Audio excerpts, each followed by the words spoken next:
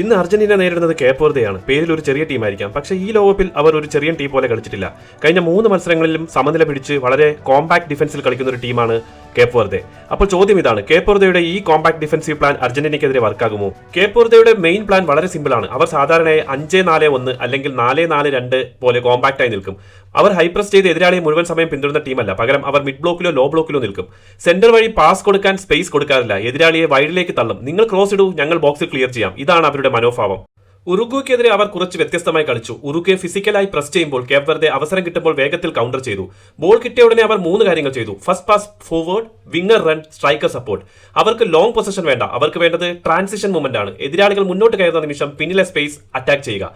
അർജന്റീനയ്ക്കെതിരെ അവരുടെ ഏറ്റവും വലിയ ആയുധവും ഇത് തന്നെയായിരിക്കും. സൗദിക്കെതിരെ കേപ്പ് വെർദെ കൂടുതൽ കോഷ്യസ് ആയിരുന്നു. അവർക്കറിയാമായിരുന്നു ഡിഫീറ്റ് അവോയ്ഡ് ചെയ്താൽ മേ ബി നോക്കൌട്ടിൽ ചാൻസ് ഉണ്ടായേക്കുമെന്ന്. ഡിഫൻസ് കോമ്പാക്ട് ആക്കി, മിഡ്ഫീൽഡ് ഡിസിപ്ലിൻ ആയിരുന്നു, ഗോൾ കീപ്പർ വളരെ അലർട്ടായിരുന്നു. അവർ പാനിക് ചെയ്യാതെ തന്നെ മാച്ച് മാനേജ് ചെയ്തു. ഇത് അർജന്റീനയ്ക്കുള്ള വാണിംഗ് ആണ്. ആദ്യ 20-25 മിനിറ്റുള്ളിൽ ഗോൾ കിട്ടിയില്ലെങ്കിൽ കേപ്പ് വെർദെ കൂടുതൽ കോൺഫിഡന്റ് ആകും. എന്നാൽ അർജന്റീനയുടെ ഗെയിം പ്ലാൻ സ്പെയിനെ പോലെയോ ഉറുഗ്വയെ പോലെയോ അതല്ലെങ്കിൽ സൗദി അറേബ്യ പോലെയല്ല. അർജന്റീന തികച്ചും വ്യത്യസ്തമായ രീതിയിലാണ് കളിക്കുന്നത്. ഇന്നത്തെ മെയിൻ ചോദ്യം മെസ്സി എവിടെ പന്ത് സ്വീകരിക്കും? കേപ്പ് വെർദെ ശ്രദ്ധിക്കുക, മെസ്സിക്ക് ലൈൻസ് ഇടയിൽ സ്പേസ് കൊടുക്കാതിരിക്കാനാണ്. പക്ഷേ അർജന്റീനയുടെ അഡ്വാൻറ്റേജ് എന്താണെന്ന് അറിയാമോ? അവർക്ക് പൊസിഷൻ മാത്രമല്ല, നല്ല സ്പീഡി മൂവ്മെന്റ്സ് ഉണ്ട്. അൽവാരസ് സെന്റർ ബാക്കുകളെ പിന്നിലേക്ക് വലിക്കും. മാക്കലിസ്റ്ററും എൻസോയും മിഡ്ഫീൽഡ് കൺട്രോൾ ചെയ്യും. മെസ്സി ചെറിയ പോക്കറ്റിൽ പന്ത് വാങ്ങും. അവിടെ ഒരു സെക്കൻഡ് ലേറ്റ് ആയാൽ പോലും കേപ്പ് വെർദെ ഡിഫൻസ് പൊട്ടും. ഇനി അഥവാ കേപ്പ് വെർദെ സ്പെയിനിനോട് കളിച്ച പോലെ കോമ്പാക്ട് ഡിഫൻസ് മെയിൻറ്റെയിൻ ചെയ്യുകയാണെങ്കിൽ അർജന്റീന ഈ ബ്ലോക്ക് തകർക്കാൻ 3 കാര്യങ്ങൾ ചെയ്യണം. 1, ക്വിക്ക് സ്വിച്ച്. ഒരു സൈഡിൽ കേപ്പ് വെർദെ അട്രാക്ട് ചെയ്ത് ഓപ്പോസിറ്റ് സൈഡിൽ ഫുൾ ബാക്ക് അല്ലെങ്കിൽ വിംഗേഴ്സിനെ ഫ്രീ ആക്കണം. 2, third man run. Messi ball വാങ്ങുമ്പോൾ എല്ലാവരും നോക്കും. അപ്പോൾ പിന്നിൽ നിന്ന് ഡീപ് ബോൾ മാക്കലിസ്റ്റർ അല്ലെങ്കിൽ ഫുൾ ബാക്ക് റൺ ചെയ്താൽ ഗ്യാപ്പ് കിട്ടും. 3, edge of the box shots. Cape Verde ബോക്സിൽ ഡീപ്പായി നിൽക്കുമ്പോൾ എല്ലാം ഷോർട്ട് പാസ് കൊണ്ട് ഓപ്പൺ ചെയ്യാൻ ശ്രമിച്ചാൽ ചിലപ്പോൾ സമയം പോകും, ചിലപ്പോൾ ഔട്ട്സൈഡ് ഷോട്ട് വേണ്ടിവരും.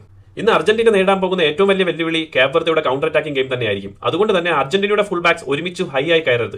പ്രത്യേകിച്ച് ബോൾ ലൂസ് ചെയ്താൽ കേപ്പ് വെർദെ വിംഗർമാർ ഡയറക്റ്റ് ആയി സ്പേസ് അറ്റാക്ക് ചെയ്യും. അതുകൊണ്ട് തന്നെ അർജന്റീനയുടെ സെന്റർ ബാക്സിന് പിന്നിൽ കവർ വേണ്ടിവരും. എൻസോ അല്ലെങ്കിൽ ഹോൾഡിംഗ് മിഡ്ഫീൽഡർ കവർ നന്നായി ചെയ്യേണ്ടി വരും അർജന്റീനയുടെ ഡിഫൻസിനെ. തീർച്ചയായും അർജന്റീന ഓപ്പോണന്റ് ബോക്സിൽ ന്യൂമറിക്കൽ അഡ്വാൻറ്റേജ് എടുക്കാൻ വേണ്ടി കൂടുതൽ പ്ലേയേഴ്സിനെ മുകളിലോട്ട് പുഷ് ചെയ്യും. അപ്പോഴും 3 പേർ അർജന്റീനയുടെ ഡിഫൻസിൽ വേണ്ടിവരും. എന്നാൽ കേപ്പ് വെർദെ ഒരു കൗണ്ടർ അറ്റാക്കിംഗ് ടീമാണ്. അവർ ഫാസ്റ്റായി കൗണ്ടർ അറ്റാക്കിംഗ് ചെയ്യുകയാണെങ്കിൽ കുറഞ്ഞത് 3 പേരെങ്കിലും ഡിഫൻസിൽ വേണ്ടിവരും.